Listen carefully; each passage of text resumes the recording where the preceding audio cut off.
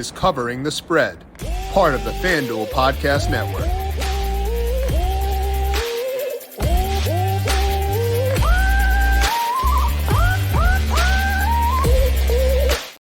After what has felt like a very long wait, the College Football Playoff Semifinals are finally here on New Year's Day. We got Michigan taking on Alabama, Texas versus Washington. We're going to break down both those games today and get you ready both for the traditional markets, but also some player props over at FanDuel Sportsbook. This is Covering the Spread right here on the FanDuel Podcast Network and FanDuel Research. My name is Jim Sonis. I am a managing editor of digital media for FanDuel Research, joined here as I am every time we talk about college football by Dr. Ed Feng. You can find his work at thepowerrank.com and check him out on Twitter at thepowerrank. Ed, college football playoff time is finally here. Final year of it being just 4 teams. How you doing today? I'm doing great. I mean, you don't want to get a committee together and just put 4 NFL teams in a semifinal and then Super Bowl. This year I might want just 2 for the NFL. So maybe actually it'd be okay for the NFL, but for college, I think 4 is pretty played out. It would, in the NFL, it would make these division matchups mean more. Yeah, it definitely would. There's that. Regular season. Regular season means nothing in NFL, right? No one tunes in to watch NFL regular season games. No one tunes in for sure. Yeah, that's definitely the truest thing I've heard all day. Yep. So Ed, I am, as you can see if you're watching the video version, I am not in my typical recording studio. I am on the road here for the holiday weekend, and I am at my mom and stepdad's house, and I am an idiot, so I forgot a hat. And as being a bald man, I needed a hat, so I had to ask my stepdad for some hats, and so I've got one on now. But I did have other options, and we could have been twins because he's a huge Michigan fan. I could have been wearing almost the exact same hat as you, or the other option was the blue Michigan hat. So we could have been twins if you wanted, but I decided to go with the Castle Manderville football hat instead. We can be yin and yang, and you can put the blue one since I have the maize cap on. I was thinking you could have gone with your Albuquerque Isotopes hat because that kind of looks like an Alabama hat, and we could have been, we'd look like a fair and balanced podcast for the clips and for YouTube and stuff like that. I didn't even think about that. Yeah, the Albuquerque Isotopes definitely could be a sub for Alabama. Yeah, we don't have Texas and Washington covered, but we can work on that. We got some time still. Maybe we'll get some like deep fake clips out there as well. We can work on that for sure. There's still time before Monday rolls around. But Ed, these games are going to rock. I know there was a controversy around all the FSU stuff, and at the time it was a bummer, and I'm sure for FSU fans it still is, obviously. But as we're digging into these games, the excitement level for these specific matchups, for me at least, is off the charts. Absolutely. I think they're going to be 2 incredible games, and they really cap off an incredible run of football games in general. You have Lions at Cowboys on Saturday night before an amazing NFL slate Sunday. And I was actually checking. I was like, oh, they're not going to try to put any Monday NFL games on. Right. And they're not because it's the playoff semifinals. It's New Year's Day. So yeah, just an amazing slate of football. Blessed to be doing this for a living and talking about it with you. Absolutely. And Jets Browns Thursday, the best appetizer you could possibly want. Watching Joe Flacco in a revenge game. What better way to kick off a great weekend in the NFL? If you want a breakdown of that Thursday game, you can find it right here in the Covering the Spread podcast feed via Tom Vecchio. Primetime Tom already posted. It is up on the Covering the Spread podcast feed and also over on FanDuel TV Plus, where, of course, you can find this podcast tomorrow. We'll have our full breakdown of NFL week number 17 with Ed right here in the Covering the Spread podcast feed, the FanDuel YouTube page, and FanDuel TV Plus. To get FanDuel TV Plus, go to FanDuel.com/watch and log in with your FanDuel account. You can also find FanDuel TV Plus on Amazon Fire, Apple TV, and Roku devices. Score early this NFL season with FanDuel, America's #1 sportsbook. Right now, new customers get $150 in bonus bets with any winning $5 moneyline bet. That's $150 if your team wins. If you've been thinking about joining FanDuel, there is no better time to get in on the action. The app is so easy to use. There is a wide range of betting options, including spreads, player props, totals, and more. So visit FanDuel and kick off the NFL season. FanDuel, official partner of the NFL. Must be 21 plus and present in select states. FanDuel is offering online sports wagering in Kansas under an agreement with Kansas Star Casino LLC. First online real money wager only. $5 pregame moneyline wager required.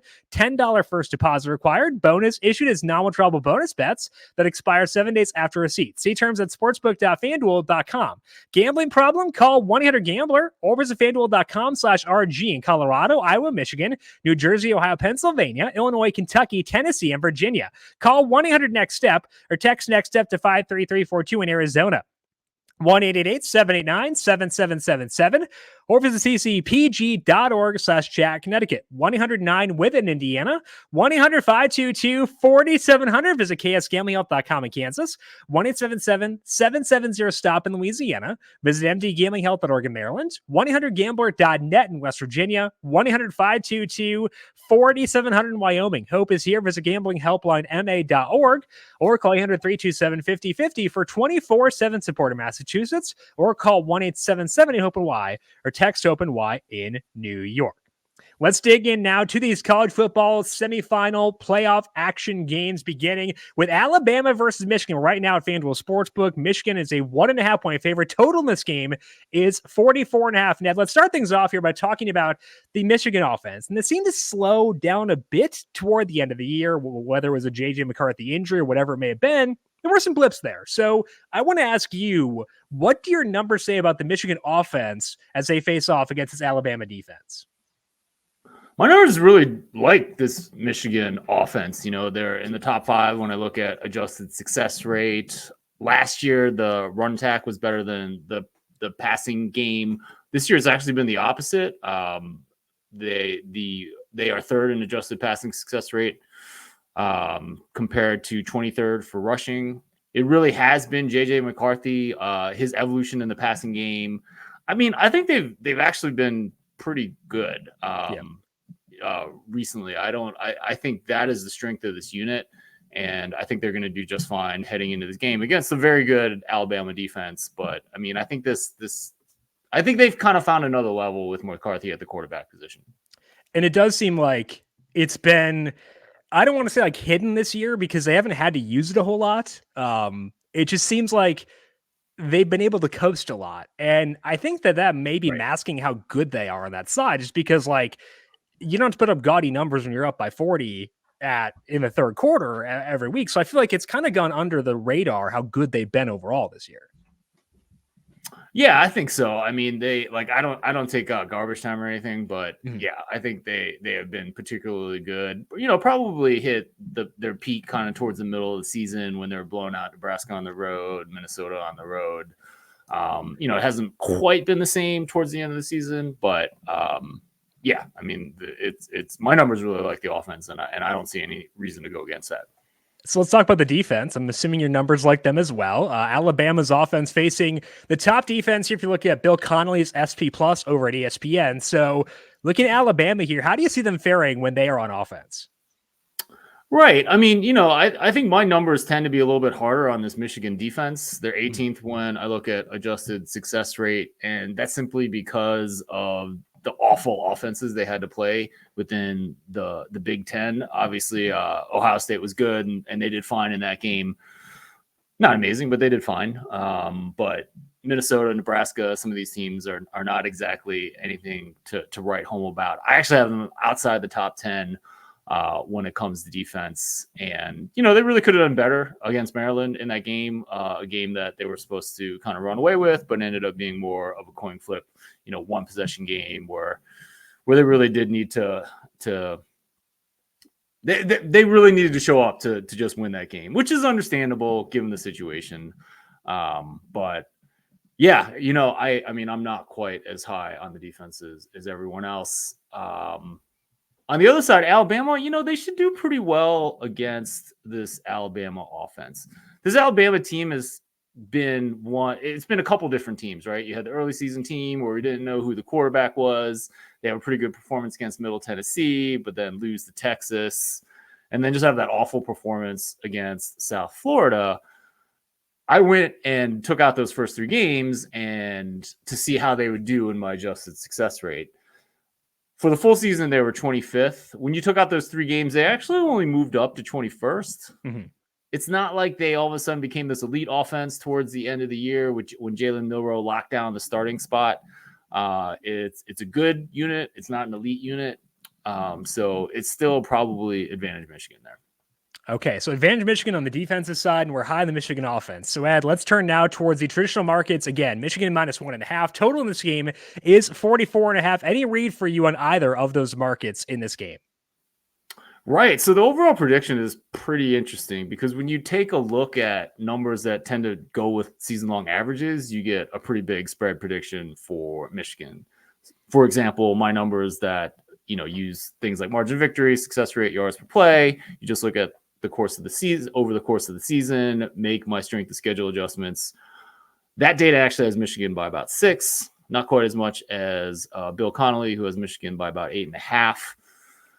But, it's probably, my model doesn't really work like that. The one I trust more, it tends to react more to what has happened recently to these teams. And, Michigan hasn't been as good the last 4 games. We talked about that Maryland game. It should have been a little bit easier than it was. Even in the game against Iowa, they were able to make that margin pretty big because of turnovers. And it wasn't necessarily a domination in terms of the underlying metrics. So they've come down a little bit. Alabama obviously gets a bump because of the game against Georgia. Really nice game there. The underlying metrics actually did not hate them against Auburn, which is kind of weird because they really needed a miracle to win that game. So my numbers that I usually trust more has Alabama as a slight favorite, like 0.3 points. I'm not running to the window to bet Alabama +1.5. Right. I do think overall for the course of the season, I do think you need to give Michigan the benefit of the doubt. Gun to head, I'd probably bet. I would on the side. I would probably take Alabama +1.5, but it's a stay away for me.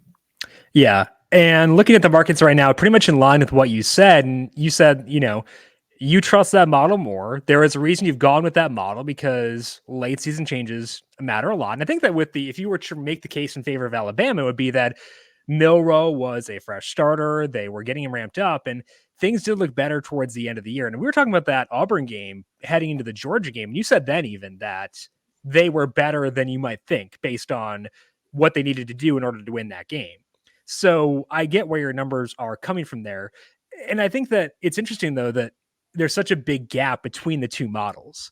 Do you get that pretty often, given that this one is or that's pretty abnormal for you?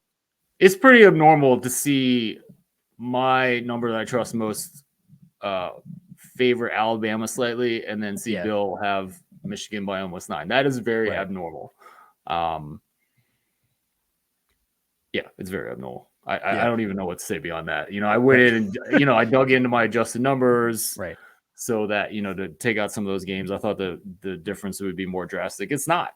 So I'm not exactly sure why, but there's just a big difference here.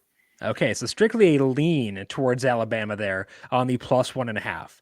You've been doing a lot of player props, though, this year, Ed, across college football and the NFL. And we got a lot of player props up over at FanDuel Sportsbook for this game right now.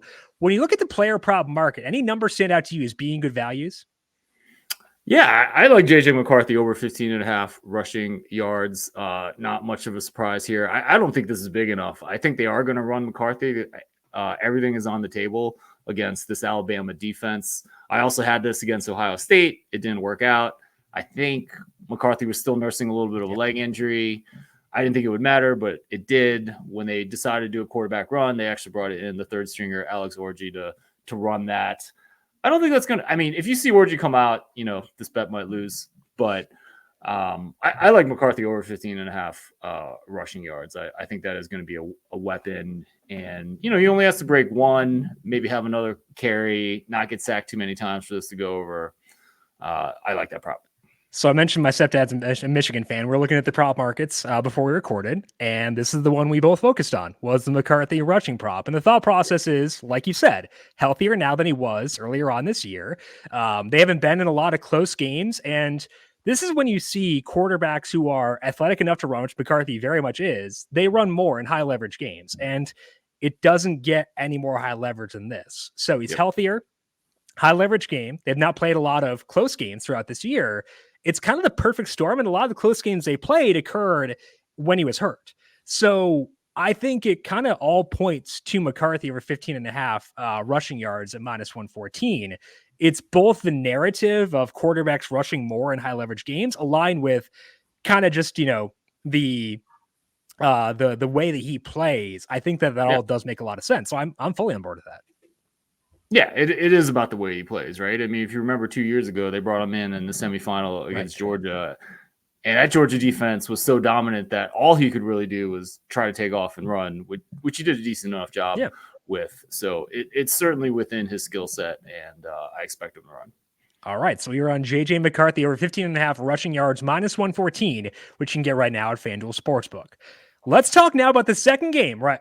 Available for this semifinal. It is Texas versus Washington right now at FanDuel Sportsbook. Texas is a 4.5-point favorite, total 62.5 for this game. This should be a delight. Let's start things off here by talking about the Washington offense. We talked a lot about this during the year, Ed, where they hit a pretty big speed bump towards the back half of the year. Did you see anything in their win over Oregon, 34-31, to inspire confidence in them entering this one, or are you still concerned about the Washington offense here? Yeah, I saw something very important in that Oregon game, and that was that Jalen McMillan was 100%. McMillan is an elite receiver. I think he's as good as Rome Odunze, who is a no-brainer first-round pick. And McMillan started out the season on fire in those first 3 games, then hurt himself, tried to come back for the Oregon game, but it was only able to take the first Oregon game and was only able to partake in a couple of snaps during that game. They brought him back the last 3 games, more snaps, more targets with every single game. But, it really wasn't the same until Oregon, where it looked like he was back 100%. So I think he had like 137 yards on 9 targets or something like that. And most importantly, when it was 3rd and 4 late in the game, Oregon needs a stop. Who does Michael Penix go to? He goes to McMillan, and McMillan was wide open. It was an easy conversion. So I think McMillan really matters. This is someone that I've been kind of looking at like this all year. It kind of affected my analysis with the Oregon game in the first one. So yeah, I did see something in the Oregon game, and I mean, right now he's been hurt, so he's not on draft boards. I wouldn't be surprised if after 2 games, like, he's a first-round pick. Like, that's the amount of talent this guy has. I think Washington's offense has a ceiling that no other offense in this playoff has. Michael Penix is going to get a look in the NFL. He has 2 NFL caliber receivers, and the third one is not terrible by any stretch. Polk is also a really good receiver, not as good as the other 2. But yeah, I do see something in this offense, and it's kind of weird because I've been fading Washington for a while, right? But now I don't know. I mean, I think McMillan's a really good player, and I think he really does make a difference. And I mean, he certainly did against Oregon, right? And now has had more time to get healthier than he was before. So the snap count slowly rising. You can expect a full version of him in this one. But the Washington defense did also have its issues during the course of the year, and now facing a Texas offense with very good efficiency marks. So what's your view of the Texas offense against this Washington defense? Right. I mean, overall, like, Washington has a lot of questions on the defense, but at the end of the day, they're 34th in my adjusted success rate. That's not terrible. They were really good in the first half against Oregon. Was that they were being good or Oregon was just bad? I don't know. I mean, I guess you have to give Washington's defense credit. They're not terrible. And I think they can hold up against this Texas offense. So you mentioned McMillan and the impact he has had, and we saw that impact against Oregon. But as we turn towards the spread and the total in this game, obviously, like you said, your numbers are very reactive to what we've seen recently. And that data, the more recent data, will include a lot of games where McMillan was either out or not fully ramped up. So I'm curious what your numbers say about this game with the spread right now at Texas -4.5 and the total at 62.5. Right. I mean, my numbers have Texas by 2. Mm-hmm. The model has certainly picked up on how good they were against Oregon in the last time out. I knew my model was going to move, and it did. So it's showing a little value. I like Washington +4.5 much more than I like Alabama +1.5 or whatever it is. I do think which is kind of weird because, again, I've been fading him for all the rest of the season. But I think we've seen enough from the defense, and McMillan is an NFL caliber receiver. And when you have three of those guys, the impact of adding one more, they had two with Polk and Odunze when McMillan is out, but when you add in one more guy, it just stresses the defense so much to have one more person in there that it makes those other guys more effective as well. Yeah, absolutely. Also, Texas might be missing cornerback Ryan Watts. He's probably their most experienced corner. He did not play in the Big 12 championship game. And then, they're relying on a freshman and a sophomore who are presumably very talented. But it's a pretty significant edge to Washington when you look at their pass offense versus Texas's defense, which has been great. I mean, they've been really good. I think Washington has quite a ceiling with what they're going to put out there on New Year's Day. Okay, so that is into Washington plus 4.5, which is minus 115 right now at FanDuel Sportsbook. Let's dig into player props for this game as well. When you look at those markets, Ed, anything stand out to you right now?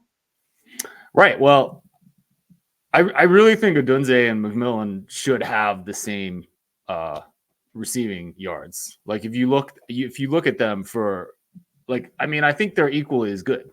And they don't. So Odunze is almost at 100, which I think you can justify because he's been really good. But McMillan at 78.5, I think that's a little bit low. There's actually a better number over at DK right now. I like over on that total. I do think he has a really good game. If you look at games this week, if you look at games this season in which he had 5 or more targets, McMillan's gone over this in 4 or 5 games, right? And the one time he didn't was the game before the Oregon championship game. Mm-hmm. And you can argue that was like his second game kind of coming back, them working him back in there. I don't know. When you watch him play, he's super talented and quick and hard to cover. And Oregon has a really good defense, and they couldn't cover him, especially when it mattered most. So McMillan, I like the over here. Yeah, McMillan at FanDuel Sportsbook even is 78.5 versus Odunze is at 96.5. So 18-yard gap in there. And like you said, they're both very talented. It's going to be hard to cover both those guys simultaneously. I do think it makes a lot of sense. So McMillan at FanDuel specifically 78.5. As always, shop around, try to get the best number you can. But Ed is saying the gap between those two guys should not be as big as it is right now. Any final thoughts for you, Ed, before we send off the good people to watch these very fun football games on Monday? Yeah, I mean, I think whoever wins Alabama, Michigan is going to be favored in that championship game. Not much of a surprise, but yeah, I mean, I think it should be good. I mean, these are teams that are, the biggest injuries are probably for Texas. We talked about Ryan Watts. They did lose their leading rusher, Jonathan Brooks, earlier in the season. So, those are the otherwise pretty healthy teams all the way around. So, it should be a good set of 3 games. Alabama right now 2-1 to win the national championship. Michigan is 2-1. Alabama plus 220, Texas plus 250, and Washington all the way down at plus 650 at FanDuel Sportsbook. Their money line is plus 152 for this game specifically as they take on Texas there.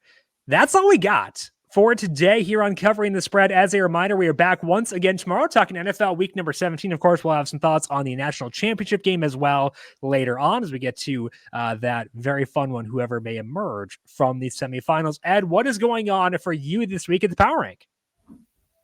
Yeah, I'm writing my sports betting email newsletter. Check out 5 Nuggets Saturday if you are looking for sports betting action on any given weekend.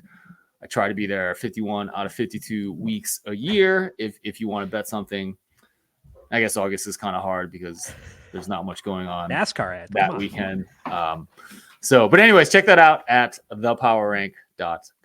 We got Summer Olympics this year, so you might be okay actually there. You can get some marathon bets in again.